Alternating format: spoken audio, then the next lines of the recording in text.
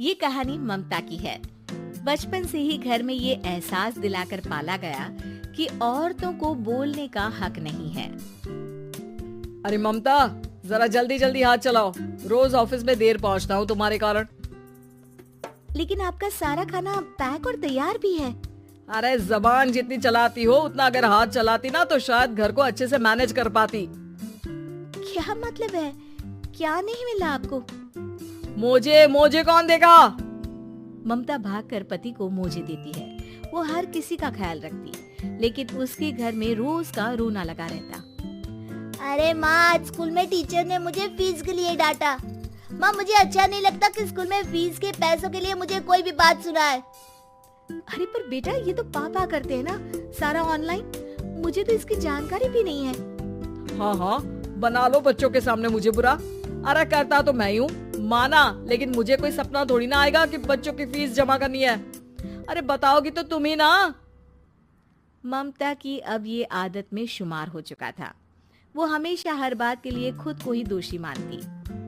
एक दिन वो पड़ोस की दोस्त से कहती है, समझ नहीं आता यार, मैं इतनी डम कैसे हो सकती हूँ। बात तो सही भी है ना। अब पति बेचारा नौकरी करे, पैसे कमाए, या फिर ये देखे कि बच्चों की फीस का वक्त है। क्या करूँ यार। पता नहीं, मेरे पति तो सारा काम खुद ही करते हैं। वो तो कहते हैं कि तुम थक जाती होगी, सारा दिन घर बाहर बच्चे। तो अच्छा, ऐसे भी पति होते हैं क्या? अरे क्या बात कर रही है? भाई साहब कभी तुझे किसी बात के लिए सुनाते नहीं? किसने कहा नहीं सुनाते? अरे ये पति चीज ही ऐसी होती है कि बिना पत्नी को सुनाए उन्हें चैन की नींद कहाँ आती है। तो तू भी परेशान रहती होगी कि कैसे, क्या, कब भूल गई।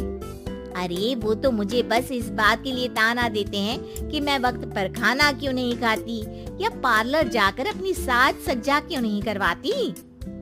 पड़ोसन बोल ही रही होती है कि ममता के बेटे की आवाज आती है। अरे माँ, क्या हो गया?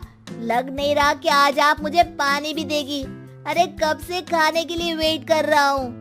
अरे यार, मैं चलती हूँ, बेटा खाने के लिए वेट कर रहा है। मैंने उसे खाना भी नहीं दिया। अरे 12वीं में पहुँच चुका है तुम्हारा बेटा, उसे बोलो खुद पानी लिया करे। मैंने तो अपने बच्चों को काम करना सिखाया है। अरे यार, खुद की भी तो कोई लाइफ है। माना जब नहीं कर सकते थे तो किया, लेकिन अब इतने बड़े बच्चों की हर बात मानेंगे तो मुश्किल तो अपने को ही होगी। ममता को पड़ोसन की बात में दम तो लगता है, लेकिन करे क्या, आदत भी तो खुद ही ने डाली थी। ममता घर जाती है कि तभी बेटी आ जाती है। माँ, परसों मुझे एक शादी में जाना है। तेरी वो जो लाल वाली साड़ी है ना, उसे दे देना।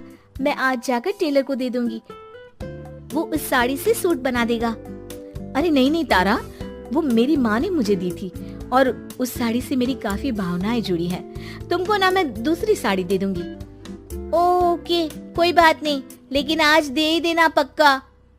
तारा माँ की साड़ी से सूट बनवाकर पार्टी में जाती है, लेकिन जब वो पार्टी से लौटती है, क्या है, मैं तो समझ ही नहीं पा रही हूँ। अरे जब वो साड़ी मांगी थी तो ये छल्ली सी साड़ी क्यों दे दी? मैं ही पागल थी जो इस साड़ी का सूट बनवा लिया मैंने। माँ, जानती भी हो कि कॉलेज में मेरी कितनी हंसी उड़ी। तभी वहाँ ममता का पति सुनील आ जाता है। अरे गवार औरत, जब बेटी साड़ी मांग रही थी तो दे देती ना। अरे पापा, इनके तो इमोशंस जुड़े थे उस साड़ी से।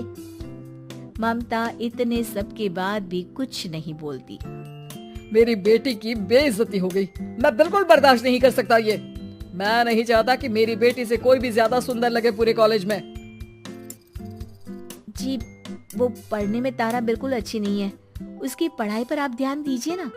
अच्छा, अब तुम मुझे बताओगी कि मुझे किस पर ध्यान देना और किस पर नहीं। रमेश जैसा ही ये वाक्य पूरा करता है, ममता की बेटी और पति उस पर जोर जोर से हंसते हैं। अरे ठीक है ना, पता ही नहीं चला कि कैसे वक्त इतना बीत गया।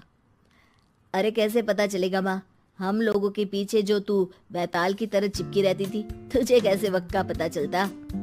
ममता को पहले सास ससुर, फिर पति और बच्चों की तरफ से इस तरीके की बातें सुनकर उसका मन बहुत दुखी रहता था। एक दिन, सुनो ना, बहुत दिनों से कमर के नीचे बहुत दर्द रहता है। कल मैंने देखा तो एक फोड़ा था। अरे ममता, एक बार अपने पति से बात करो, वो तुम्हारा फोड़ा डॉक्टर को दिखा देंगे। अरे नहीं नहीं, वो तो गुस्सा हो जाएंगे। अरे क्यों गुस्सा हो जाएंगे? तुमको दर्द है? हाँ, लेकिन वो यही बोलेंगे कि ऑफिस जाऊं या फिर तुम्हें लेकर डॉक्टर के पास। तो बेटे से ही बात कर ले। अरे वो तो मैं कर लूं, लेकिन फोड़ा है ऐसी जगह कि उसे बताते मुझे शर्म आएगी।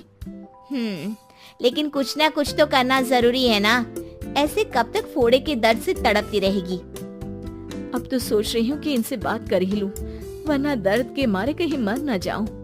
लेकिन शाम को, ममता, क्या किया तुमने आज? खाने के डिब्बे में कैसा खाना दिया था? दाल खराब हो गई थी। कब की थी? दाल तो मैंने सुबह ही बनाई थी, खराब कैसे हो गई? अच्छा सुनिए ना, मुझे कहना है कि अरे गरम दाल बंद करोगी तो ऐसा ही होगा ना। बेइज्जती हो गई सबके सामने मेरी। ऑफिस वालों ने ऐसा मजाक उड़ाया कि क्या बोलूं। कल से ठीक से खाना देना है तो देना, वरना खाना देना बंद कर देना। बाहर खा लूंगा मैं। ममता, जो पति से अपनी परेशानी बताने वाली थी, वो अब ये सोचने लगती है कि कल से पति को खाने में क्या दे। अगले दिन ममता थकी थकी सी हालत में, आप लोगों के लिए नाश्ता बना दिया है, खाना बनाने की हिम्मत नहीं है आज तो। रात भर सोकर थक गई है ना, इसीलिए तो खाना नहीं बना सकती। हिम्मत नहीं हो रही है, मैं बस सोने जा रही हूँ। बस मैडम को सोने का बोल दो, फिर देखो कैसे सोती रहती है। माँ, फिर वही पराठा सब्जी। अरे हमारे साथ के दोस्त एक से बढ़कर एक नाश्ता खाना लेकर आते हैं, आप तो बस। सभी घर से निकल जाते हैं, लेकिन जब शाम को बेटा घर आता है तो घर में अंधेरा रहता है। बेटा लाइट जलाता है। क्या माँ, तुम्हारा भी जवाब नहीं है बिजली का बिल बचाने के लिए? वो बोल ही रहा होता है कि सामने माँ जमीन पर लेटी मिलती है। वो उसके पास जाता है।